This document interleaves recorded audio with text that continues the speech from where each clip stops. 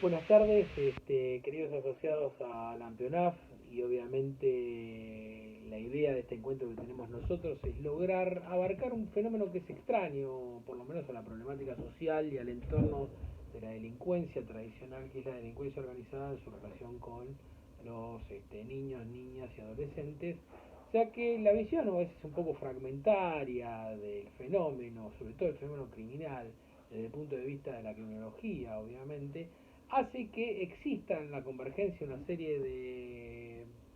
ramas científicas, como pueden ser, por ejemplo, la psicología, la sociología,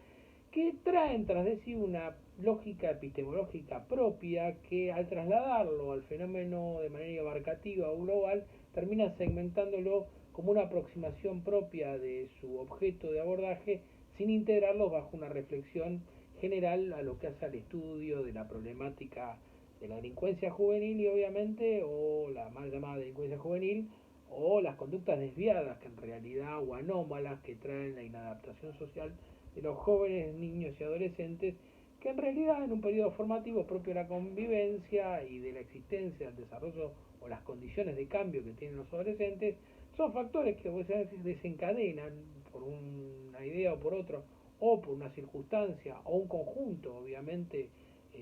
polimorfos de causas y efectos, llevar a la delincuencia como una forma de manifestación de las personalidades y que es un fenómeno que nos interesa tratar de abordar, sobre todo por un poco la idea de que la delincuencia juvenil y en particular su relación con la delincuencia organizada está asociada a una idea medular, es que los adolescentes obviamente son más proclives en sus comportamientos psicosociales o en sus condiciones por la progresión a los enfoques de las conductas desviadas. Y esto tiene que ver también con una falsa idea, obviamente, de la criminología antropológica, con la idea de que la adolescencia es un mal o una enfermedad social que hoy en día no tiene cabida. O sea, los factores, obviamente, que pueden condicionar a un menor, a un niño, niña, adolescente, pueden ser múltiples, como el desarrollo económico, el hábitat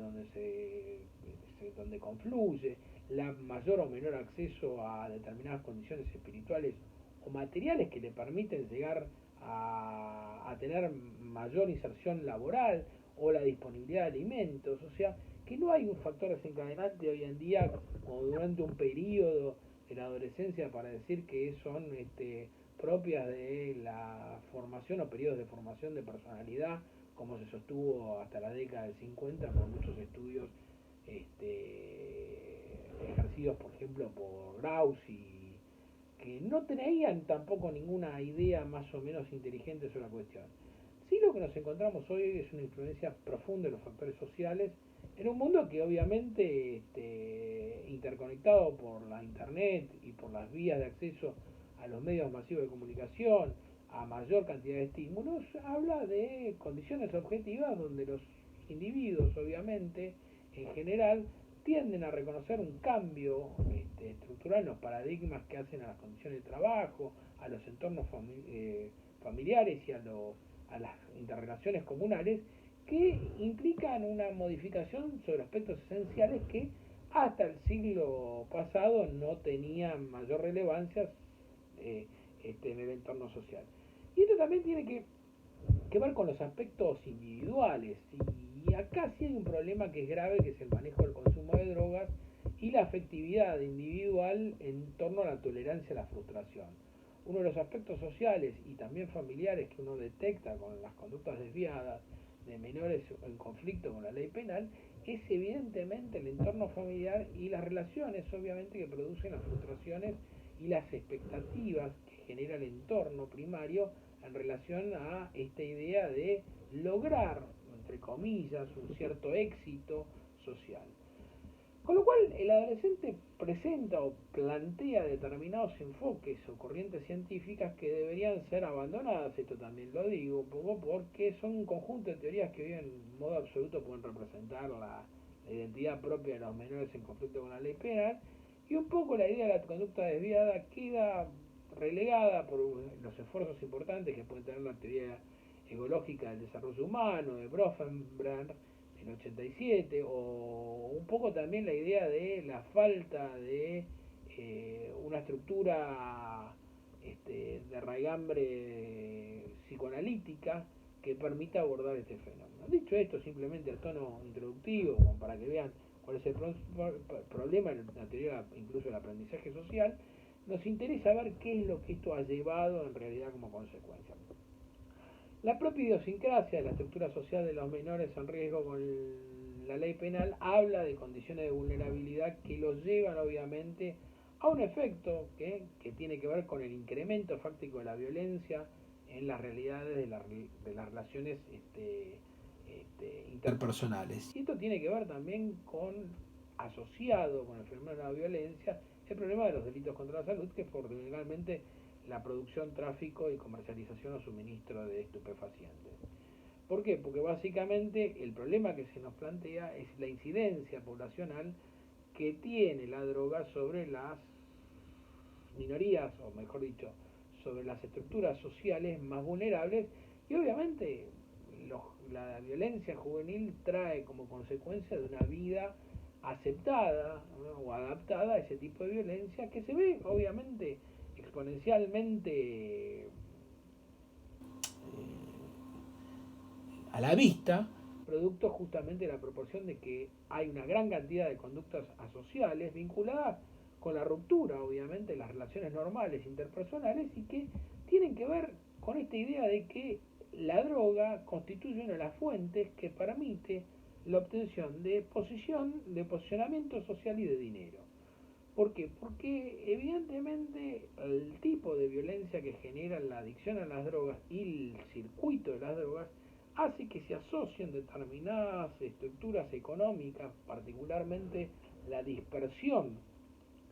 del emprendimiento, sobre todo de la fabricación de drogas y del transporte de drogas en menores, a los efectos obviamente de obtener una doble ventaja. Primero, reduce los costos de producción y obviamente los riesgos también, porque son menos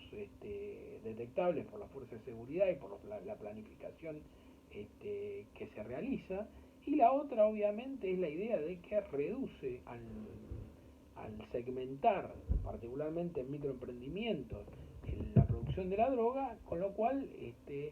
las grandes organizaciones macrocriminales de carácter transnacional logran reducir su riesgo empresario asociando a menores y particularmente adolescentes en zonas marginales o en zonas de alta pobreza a los efectos de lograr concretar operaciones de transporte y exportación de drogas con menor riesgo, y particularmente esto se ve no solamente en los distritos federales de México, sino también en San Pablo, en Venezuela, en Buenos Aires, en Santiago de Chile, donde aparte se da un proceso muy complejo de migración y pérdida de identidad cultural, donde existe un asentamiento irregular de paracaidismo, o sea, muchas veces producido por ámbitos de convivencia, o sea, ámbitos de traslación, mejor dicho, donde la convivencia se dan con pequeñas o grandes cantidades de etnias que no son propias, o sea, de personas que no son naturales del lugar, y se termina transformando en un microtráfico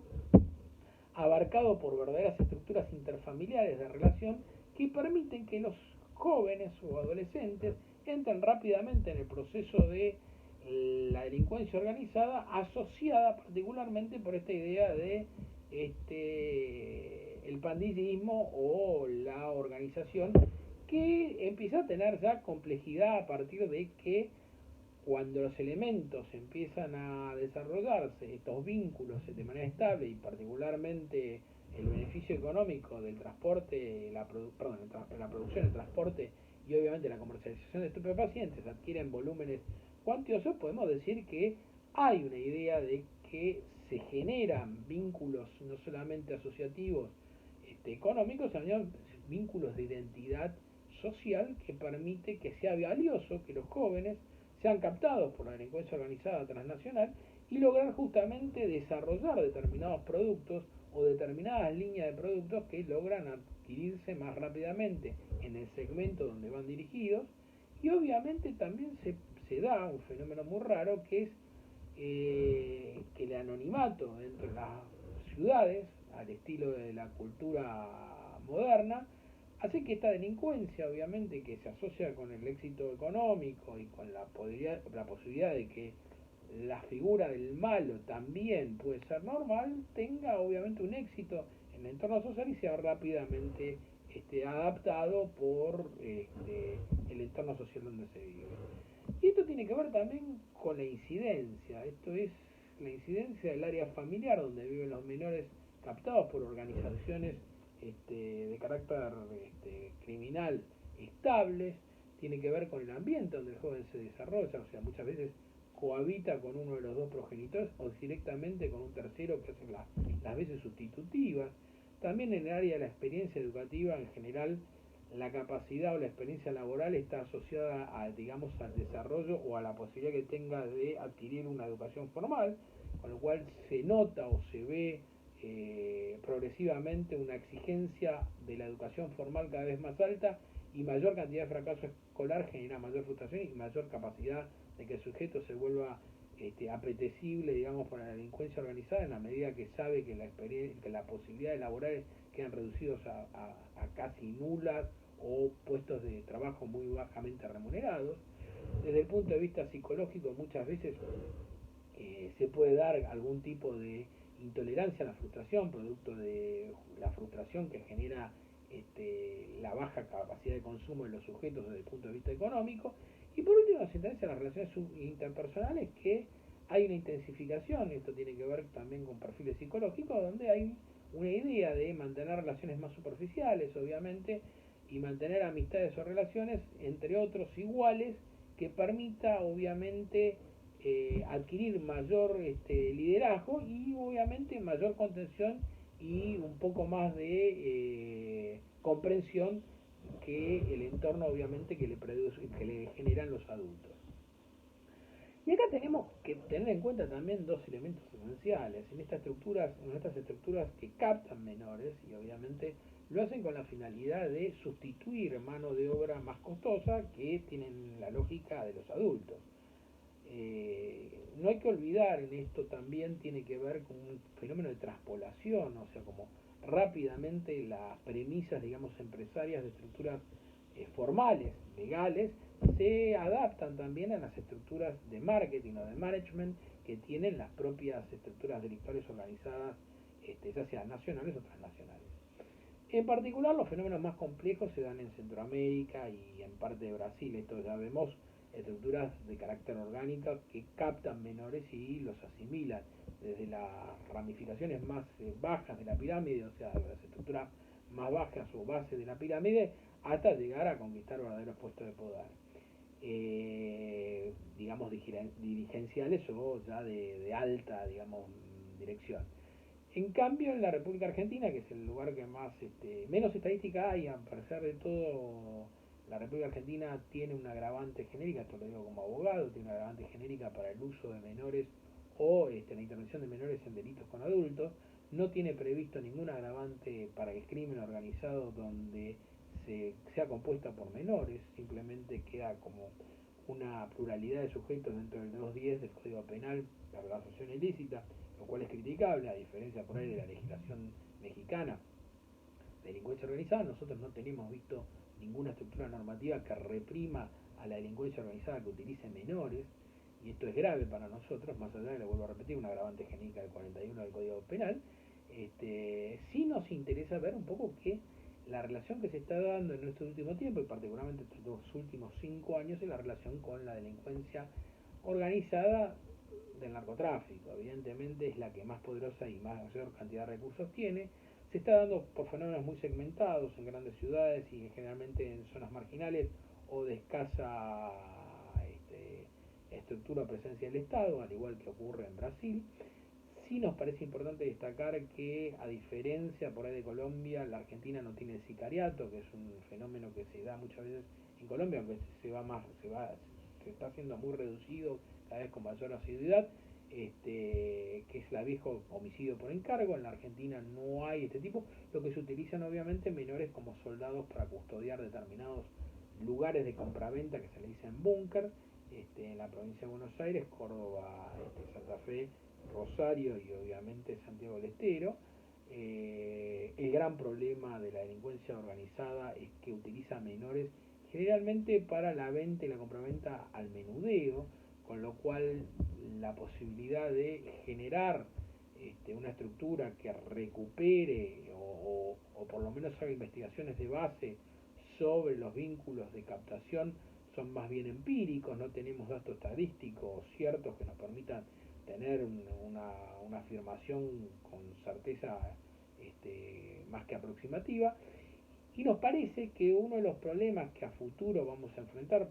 particularmente con los cambios sociales que se avecinan, es la idea de que la minoridad corre riesgo realmente de empezar a ser introducida en la delincuencia orgánica transnacional a edades mucho más tempranas. Y esto es un dato para discusión fundamentalmente porque nos parece interesante ver cómo ha progresado el fenómeno a partir de las maras guatemaltecas o la delincuencia del narcotráfico mexicana, que al extender obviamente el producto del narcotráfico a mercados de consumo con mayor poder adquisitivo, rápidamente encuentra en los menores una forma de captación de potenciales miembros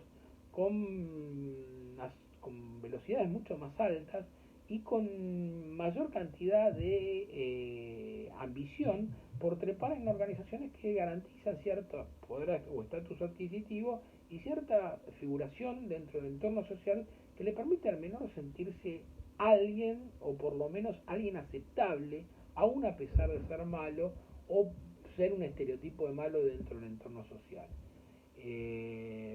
Lo importante para nosotros, y simplemente para no extendernos, porque también es un tipo de discurso que aburre muchas veces en su extensión, es simplemente decir que las condiciones de vida obviamente tienen que estar ligadas a una cierta salubridad, no solamente mental del adolescente, sino también a reflejar o por lo menos manejar niveles de violencia en los discursos de la seguridad ciudadana que dejen de hacer foco en el menor como una prevención o como un sujeto de prevención de las actividades de la política criminal, sino más bien como una prioridad básica destinada a atender la multiplicidad de posiciones individuales, sociales y culturales que tiene el menor en desarrollo. Obviamente los niños, niñas y adolescentes están en la etapa de desarrollo. Ver un poco más si se pueden agrupar fundamentalmente las causales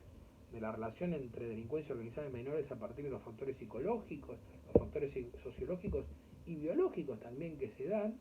poder tratar de ver cuál es la relación exacta, y esto no hay estudios que son precisos, más bien hay datos simplemente azarosos, cuál es la relación entre consumo de drogas y ingreso a la actividad delictual, ya que tampoco tenemos una relación de edad, consumo y tipo de delitos que se producen.